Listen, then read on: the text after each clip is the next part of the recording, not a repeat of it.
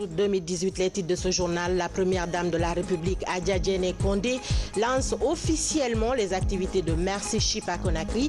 Ce bateau hôpital va permettre à des milliers de patients guinéens de se faire soigner de façon gratuite. Dans l'actualité également, les friands de la chair d'agouti n'ont plus qu'à se frotter les mains. C'est parti pour l'élevage de ce rongeur et ce pendant 5 bonnes années. Enfin, vous suivrez les échos des travaux du stade de Nongo grâce à un partenariat public-privé. Ce chantier va enfin connaître son épilogue. Le ministre des Sports et le président de la Fédération guinéenne de football étaient ce week-end sur le terrain. C'était là pour le sommaire. Bonsoir à tous. Bienvenue dans ce journal. La première dame de la République, Adja Diéné Condé, a procédé hier au lancement officiel des opérations du bateau hôpital Mercy Ship accosté au port autonome de Conakry. Il y a quelques semaines, des milliers de patients guinéens vont à présent avoir le privilège de se faire soigner gratuitement par cette ONG humanitaire internationale qui en a pour 10 mois à Conakry. Compte rendu, Ali Badara Condé, Mangamori Camara. Pour la 4e fois, la Guinée reçoit ce bâton hôpital ici au port autonome de Conakry. Mercy Ship est un navire qui a pour mission d'offrir des soins médicaux gratuits à des patients guinéens. Pendant 10 mois, le personnel technique du navire, au nombre de 337 et de nationalités différentes, mènera des activités humanitaires sur le sol guinéen. Pour faciliter l'accès aux patients, les autorités portuaires expliquent la procédure. Pour la première fois, les malades doivent tous se rendre au palais du peuple pour se faire enregistrer. Et ensuite, maintenant, on a créé une zone, la Blue Zone de Kaloum, une zone d'attente pour être admis dans les bus vers Mercy Ship. Mais d'autres ne comprendront pas. Comme ils ont entendu que le bateau est là, ils vont essayer de venir vraiment au port directement, alors qu'il faut respecter, n'est-ce pas, la procédure. Outre sa mission de traitement des patients, Mercy Ship a aussi pour vocation la rénovation et l'équipement d'infrastructures sanitaires. Le centre de santé de Boulbinet et le centre dentaire de la faculté des médecines de l'université Gamal Abdel Nasser de Conakry font partie des bénéficiaires. Nous sommes également reconnaissants pour le haut patronage de la première dame, Madame Adja Diéné Condé, fondatrice de la Fondation POSMI, qui accueille cet événement aujourd'hui, alors qu'elle continue de s'offrir comme marraine de notre mission afin de soulager les souffrances de la population. Au cours des 10 prochains mois, nous nous réjouissons de nous joindre aux efforts inlassables des médecins, des anesthésistes, des infirmiers et infirmières guinéens et de nombreux collègues du secteur de la santé pour relever les défis en matière de santé auxquels est confronté le peuple guinéen. Je voudrais avant tout souhaiter la bienvenue et un agréable séjour au personnel technique du bateau, constitué de 30 nationalités différentes, mènera de nombreuses activités d'une haute valeur humaine, sociale et économique, dont notamment l'offre de soins spécialisés dans les domaines de la chirurgie maxillofaciale, la chirurgie réparatrice, la chirurgie pédiatrique, la chirurgie orthopédique, la chirurgie des fistules. Cette année, les activités de ce navire sont placées sous le haut patronage de la première dame de la République. Dans son souhait de bienvenue, Adja Diéné Condé rappelle le protocole d'accord entre la Guinée et les autorités de Mercy Ship qui a lieu le 20 mars dernier à Genève. Ma double satisfaction s'explique non seulement par l'honneur qui m'a été fait d'être la marraine de cette action humanitaire, mais surtout par la possibilité qui s'offre à plus de 7000 patients à travers la Guinée de bénéficier de traitements gratuits. Je saisis l'occasion pour remercier le président de la République pour son implication personnelle pour la signature du protocole. Mesdames et messieurs, souvenez-vous, le 21 août 2012, nous avons accueilli ici même le bateau. Lors de son accostage, des milliers de nos compatriotes ont reçu gratuitement des soins. Plusieurs autres n'ont malheureusement pas pu joindre Conakry, pour bénéficier des prestations de l'équipe médicale du navire. Aujourd'hui, le navire vient d'accoster à Conakry, cette fois dans un nouveau contexte. Je suis convaincu que, grâce au travail effectué par les 5 missions préparatoires de Merchip en Guinée, l'événement sera une réussite à la dimension souhaitée. Je souhaite également et surtout la bienvenue et un agréable séjour de travail à l'équipage de Merchip en Guinée. Dans les jours à venir, les médecins iront dans les 4 régions du pays pour sélectionner quelques Guinéens souffrant des pathologies que la mission peut prendre en charge. Pour marquer son passage dans ce navire, Hadjadjene Kondé a signé dans le livre d'or de Merchip. Autonomisation des femmes, le projet Go-Homer offre une chambre frigorifique et un centre de fumage de poissons aux femmes de Simbaya dans la commune urbaine de Dubreka, un appui qui vient s'ajouter aux nombreux autres soutiens du gouvernement pour fructifier les activités économiques des femmes dans ce domaine, tout en permettant aux populations d'avoir un facile accès aux produits de pêche de qualité. Reportage en Soumantoumani Kamara. Cette chambre frigorifique a la capacité de conserver en un tenant 15 tonnes de poissons frais. En plus de la desserte de la Guinée d'électricité, l'infrastructure a une autonomie électrique grâce à un groupe électrogène. En réalisant cette chambre frigorifique, le projet Go-Homer ambitionne de contribuer à l'amélioration des conditions de santé des populations et de faciliter l'accès aux produits de pêche. Espérons que si ces infrastructures sont bien entretenues, ça va encourager les bailleurs de fonds à financer d'autres chambres froides en République de Guinée. Parce que l'un des problèmes aujourd'hui en Guinée, c'est comment conserver les postes-captures, c'est-à-dire les captures après la pêche. Donc nous remercions vraiment l'équipe de coordination et le PNUD, par ma voix aussi, s'engage à mieux faire encore. C'est la toute première infrastructure de conservation adéquate de poissons dans la zone. Ainsi, la chambre frigorifique vient donner un coup de pouce aux activités génératrices de revenus des femmes de Simbaya dans Dubreka. Nous sommes réellement satisfaites. Avant cette chambre frigorifique, nous nous rendions à Dubreka Centre pour acheter du poisson frais. Et avec tout ce que cela comporte comme dépenses financières, aujourd'hui, c'est une nouvelle étape dans nos activités de marieuse. Le projet Go-Homer met également à la disposition de la communauté des pêcheurs de Dubreka un centre de fumage de poissons. Cette autre infrastructure de poste-pêche offre un espace approprié de travail pour les fumeuses de poissons. Je vous le disais dans les titres, c'est une bonne nouvelle pour les amateurs de la chair d'agouti. L'élevage de ce rongeur prend son envol dans notre pays. Un plan stratégique pour sa vulgarisation est aujourd'hui disponible et va couvrir une période de 5 ans. C'est l'œuvre du Centre de recherche et de vulgarisation de l'Holacodiculture de Tanene avec la collaboration du cabinet Tirade. Reportage Francis Collier. La recherche sur les agoutis intéresse le CREVAT, Centre de recherche et de vulgarisation de l'holacodiculture de Tanene. Des études menées sur ce mammifère rongeur ont démontré que sa viande est bien appréciée par les populations. Pour sauvegarder cette espèce animale en voie de disparition à cause de la chasse et des feux de brousse, le CREVAT projette un plan stratégique de 5 ans. Ce plan inclut la recherche et la vulgarisation de l'élevage des agoutis, appelé l'holacodiculture. À travers ce plan, nous voulons quitter dans l'ordinaire, j'appelle ici ordinaire, le tâtonnement. Ce n'est pas seulement le quotidien, mais sur 5 ans, qu'est-ce que nous projetons? Qu'est-ce que nous voulons faire? Comment nous voulons le faire? Avec quels moyens? Avec qui? Et quels sont les acteurs qui doivent être en jeu? Il faut définir tout ça pour que les partenaires vers lesquels nous partons sachent que nous sommes vraiment au sérieux, que nous avons des objectifs à atteindre. Le travail que nous faisons pour le CREVAT doit être d'avoir une tâche d'huile pour permettre de booster nos capacités de mobilisation des ressources. Mais pour mobiliser les ressources, il faut être dans la voie des critères des partenaires techniques et financiers. L'élevage des agoutis est une activité qui fédère des groupements paysans.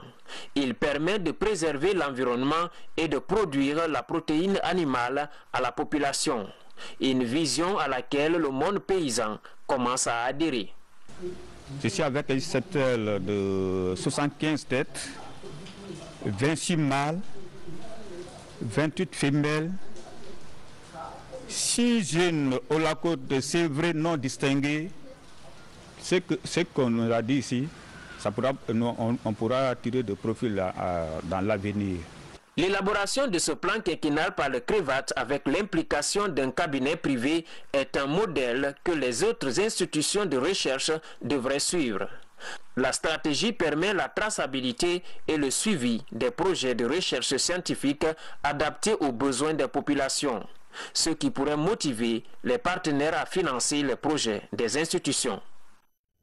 Autre sujet d'actualité, que faire pour que la préfecture de Boké bénéficie de ses ressources minières? Cette question était au centre d'une table ronde à Boké même.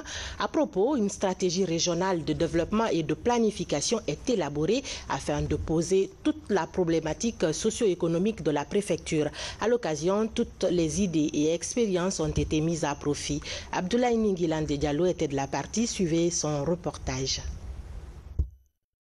Boké est aujourd'hui un pôle minier d'importance internationale avec d'énormes réserves de bauxite.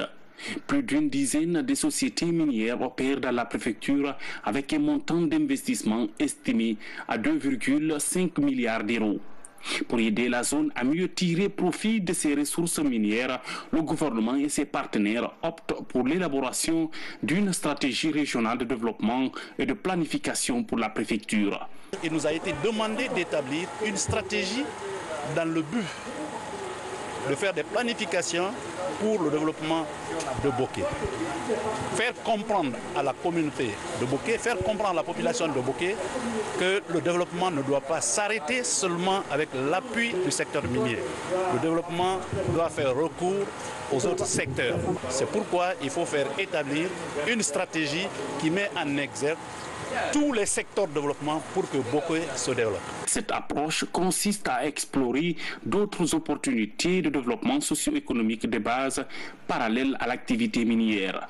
Il s'agit par exemple de la création d'autres activités économiques dans le domaine notamment de l'agriculture, de la pêche et de l'élevage.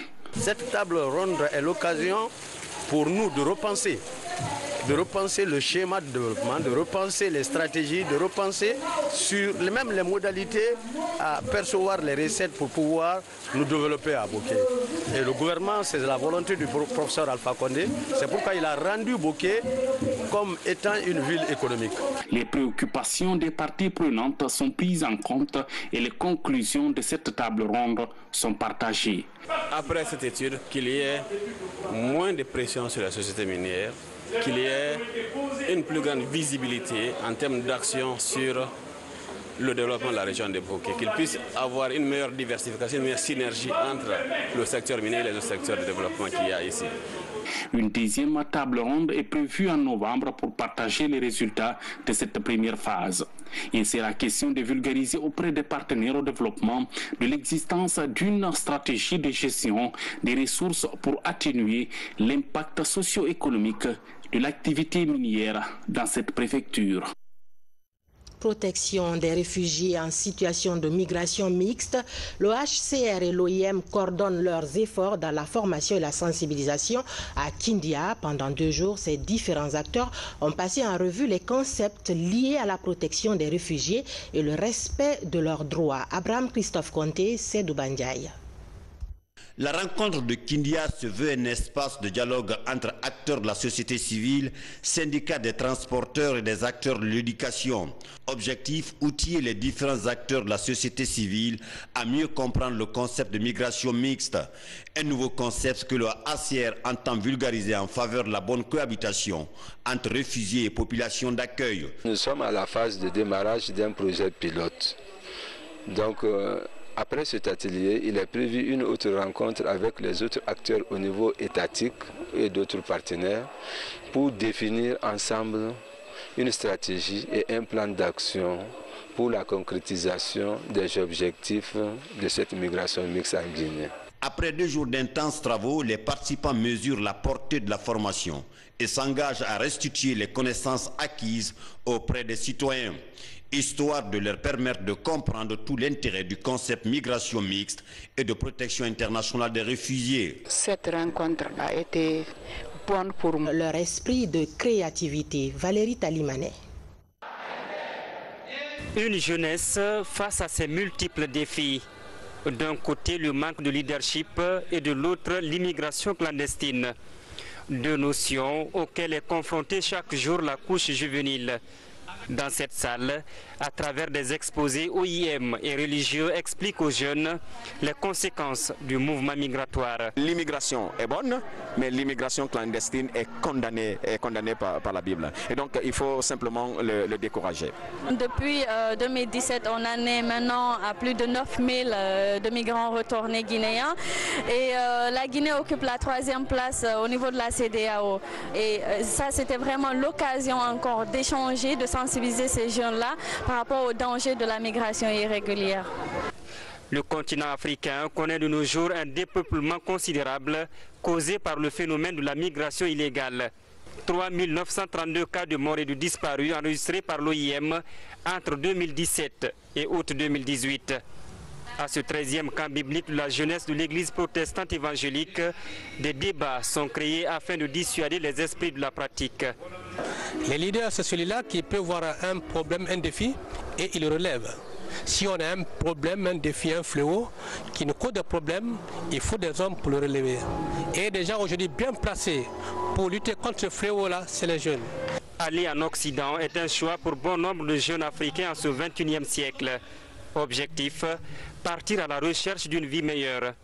Pour cette participante, la réussite de la jeunesse africaine devrait reposer sur ses capacités de créativité. Avec tous les cours que nous avons appris sur le leadership, comment développer ce côté en nous, d'aider les autres qui ont des problèmes de compréhension, qui voient fuir le pays comme la meilleure solution. Pendant qu'en restant en Guinée, nous pouvons ensemble faire de grandes choses que de sortir.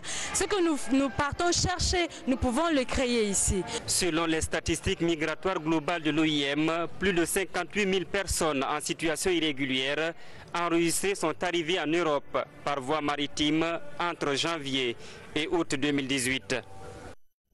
Ici à Conakry, quelques mois après sa prise de fonction, le ministre de l'Enseignement technique professionnel de l'emploi et du travail remotive ses cadres, aussi bien à l'Agence guinéenne pour la promotion de l'emploi qu'à l'Office national de formation et de perfectionnement. Lansana Komara s'est imprégné des conditions de travail du personnel avant de l'encourager à faire plus de résultats. Moussa Komara. 2 mois après sa prise de fonction, le nouveau ministre en charge de l'enseignement technique, de la formation professionnelle, de l'emploi et du travail prend contact avec les services relevant de son département. Il s'agit pour lui de se familiariser avec ses collaborateurs, dévoiler sa feuille de route, encourager et motiver le personnel à persévérer dans sa mission pour relever les défis assignés au département. Je suis venu pour les encourager, surtout, et leur dire que nous sommes ensemble pour la mise en œuvre du programme de la feuille de route que le professeur Alpha Condé, président de la République, nous a donné. Donc dans ce cadre-là, nous avons essayé de rappeler un certain nombre de points pour que nous puissions faire des résultats dans les meilleurs délais. Cette première rencontre est l'occasion pour le directeur général de l'Agence guinéenne pour la promotion de l'emploi de présenter son service. Les résultats obtenus jusque-là sont écrinés.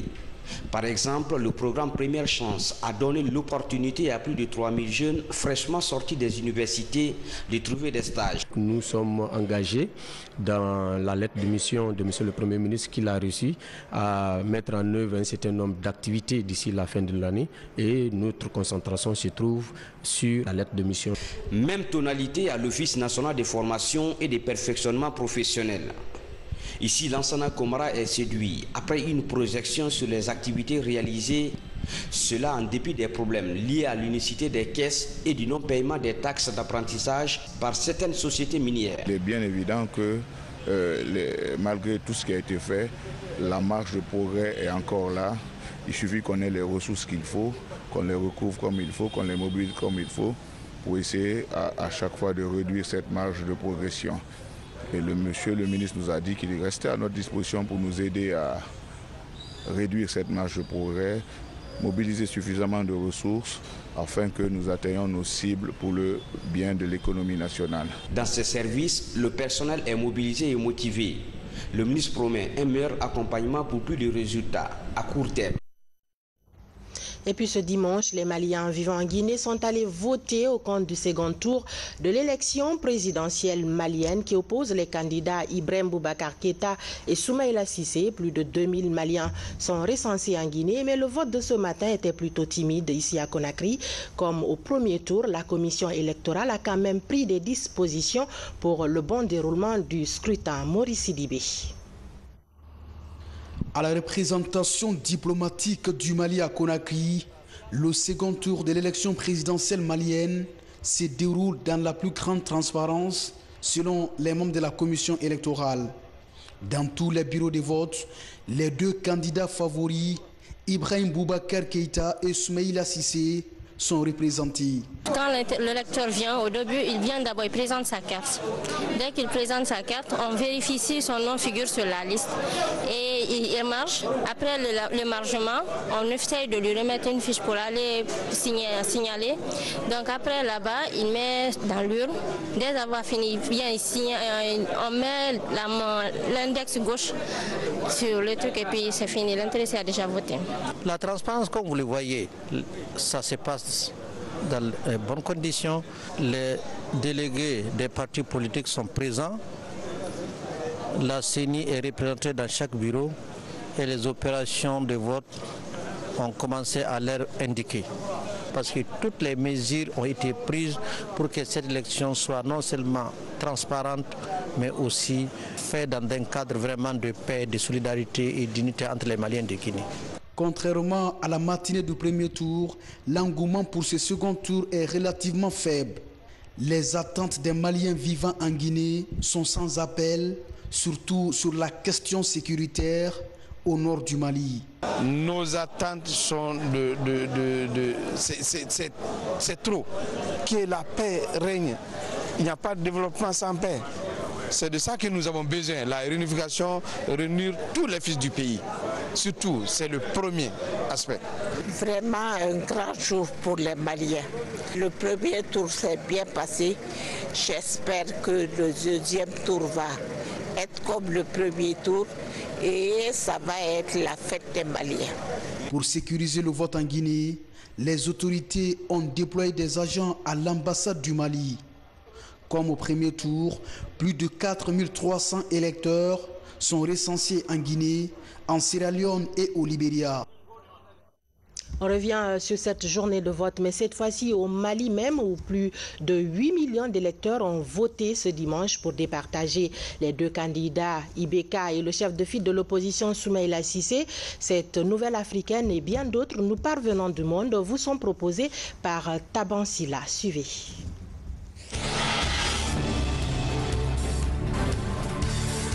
Plus de 8 millions de Maliens étaient appelés aux urnes ce dimanche pour départager Ibrahim Boubacar Keïta, président sortant, et Soumaïla Cissé, chef de file de l'opposition malienne, au compte du second tour de l'élection présidentielle. Un second tour placé sous haute sécurité mais qui ne déclenche pas les passions. Le vainqueur qui entrera en fonction début septembre aura la lourde tâche de relancer l'accord de paix conclu en 2015 par le gouvernement. Lors du premier tour le 29 juillet, 871 bureaux, plus de 3%, étaient restés fermés en raison de violences, empêchant près de 250 000 Maliens de voter, surtout dans le centre et le nord.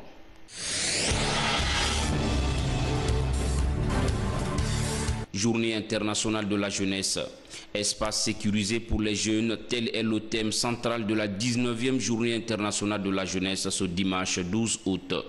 Les jeunes ont besoin d'espaces sécurisés où ils peuvent se réunir, s'engager dans des activités liées à leurs besoins et à leurs intérêts, participer au processus de prise de décision et s'exprimer librement. Avec 1,8 milliard de jeunes âgés de 10 à 24 ans, le monde n'a jamais compté autant de jeunes qu'aujourd'hui. Mais 24 millions d'entre eux ne sont pas scolarisés.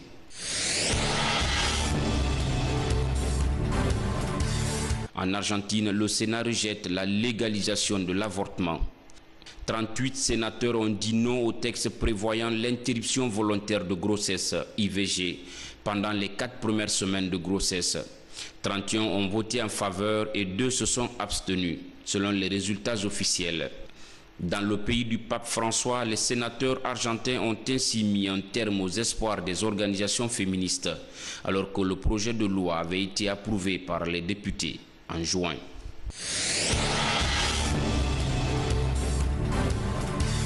Un jury californien a considéré vendredi 10 août que le désherbant Roundup à base de glyphosate était à l'origine du cancer de Dwayne Johnson, un jardinier californien dont la vie ne tient qu'à un fil. Monsanto, qui a immédiatement annoncé son intention de faire appel, est condamné à lui verser 289 millions de dollars, soit 253 millions d'euros. Ce dossier est le premier d'une longue liste de plaintes visant le géant agrochimique. On termine par cette actualité sportive. Je vous le disais dans les titres, le stade de Nongo est sur le point d'être finalement opérationnel. Grâce à un partenariat public-privé, ce temple du sport voit sa finition engagée. Le ministre des Sports était ce week-end sur le chantier. Sanoussi Bantamasso est parti s'imprégner de l'état d'avancement des travaux. Une visite guidée que pilotait Antonio Soare, le président de la Fédération guinéenne de football. Reportage Adama Mara Kaba. Voici le stade de Nongo dans la commune de Ratoma. Les travaux de finition évoluent à un rythme accéléré grâce à un contrat de partenariat public-privé. Sur la pelouse et au niveau des autres compartiments de l'installation, tout se passe pour le mieux. Le ministre des Sports et le président de la Fédération guinéenne de football sont venus s'inquiéter de l'état d'évolution des travaux. Nous sommes convaincus qu'au maximum dans 2 mois, ce stade peut être à la disposition du public guinéen. Mais c'est dommage, quand les gens sont à l'extérieur, ils passent et disent « Eh bon Dieu, voilà le stade est en train de on ne fait rien ». Mais nous sommes tous heureux aujourd'hui d'être là et d'être sûrs qu'il y a des travaux qui sont en train de se faire. Pas de petits travaux, vous avez vu le nombre de personnes sur le chantier, le travail est en train de se faire. Donc nous sommes rassurés et nous ferons le compte rendu au gouvernement, au président. Dans notre calcul, c'était le 9 septembre, mais j'ai demandé aux partenaires de ne pas précipiter et puis reprendre encore. Comme maintenant nous sommes convaincus que les travaux sont en train de se faire, sûrement, le jour que le stade sera mis à la disposition du public, qu'on ne revient pas une semaine après. Les travaux sont réalisés par la société Guinée Business Marketing et le niveau d'avancement est estimé à près de 98%. La finition de cette infrastructure sportive prévue pour ce mois d'août est bien possible et devrait accueillir le prochain match de série nationale de Guinée si la CAF et la FIFA parviennent à donner leur accord. Si le travail est fini aujourd'hui, à l'instant T où nous en sommes, il faut que la FIFA et la CAF envoient des techniciens pour valider, homologuer le stade. Et en ce moment d'août, ils sont en vacances. Et les gens, la rentrée, c'est en septembre. En une semaine, ils ne peuvent pas homologuer le stade et qu'on joue dans le stade, même si on est prêt. Voilà, ça c'est un handicap qui ne vient pas de la Guinée, qui vient des instances de football. Tout près du stade de Nongo se trouve le centre technique national. L'infrastructure sportive fruit du projet Gold de la FIFA n'est pas opérationnelle depuis quelques années. Aujourd'hui, le centre s'apprête à accueillir ses occupants pour le bonheur du football guinéen. Quand nous sommes venus à la Fédération guinéenne de football, la FIFA a posé un veto pour dire que tant que le centre technique ne sera pas opérationnel, parce que les fonds ont été alloués pour ça et c'est abandonné depuis une dizaine d'années, et que si les travaux ne sont pas terminés et que les gens soient installés, la FIFA n'accompagnera pas la Guinée. Donc, on s'est attelé à cela. Et heureusement pour nous, ce jour que vous voyez, tous les travaux sont terminés et Les gens vont dans une semaine bientôt déménager ici, s'installer pour travailler, pas sous la direction technique nationale et leur directeur, le directeur technique national. Cette visite guidée du ministère et de la Fédération a été une occasion pour les autorités sportives du pays de mesurer la portée du partenariat public-privé. C'est cet élément sport qui met fin à ce journal. Merci de nous avoir préférés pour vous informer. Et n'oubliez pas que la RTG, c'est aussi le www.rtgcoloma.info, un site sur lequel vous pouvez nous suivre en direct ou en différé. Demain, vous serez avec Fana Souma. Quant à moi, je vous souhaite un très bon début de semaine et je vous dis à tantôt.